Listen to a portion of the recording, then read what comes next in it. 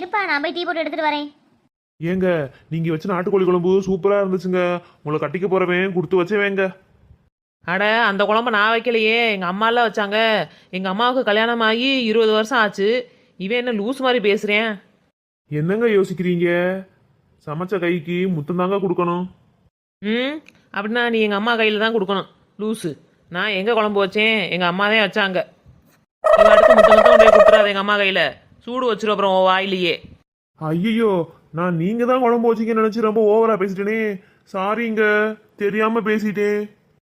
எதுவாக இருந்தாலும் நல்லா தெரிஞ்சுக்கிட்டு பேசு. நீ வாடுக்கு பேசாத. இந்தப்பா தம்பி, டீ குடிப்பா. ஏப்பா தம்பி, பேய் அரைச்ச மாதிரி இருக்க, டீயை வாங்கி குடிப்பா. இந்தா குடிக்கிறேன் ஆண்டி, கொடுங்க. நல்லா இருக்கு ஆண்டி டீ. சரிப்பா. உங்க கூட ஒரு பையன் இருப்பானே, அவன் எங்க ஆளையே காணோம்? அவன் வெளியே போயிட்டான் ஆண்டி.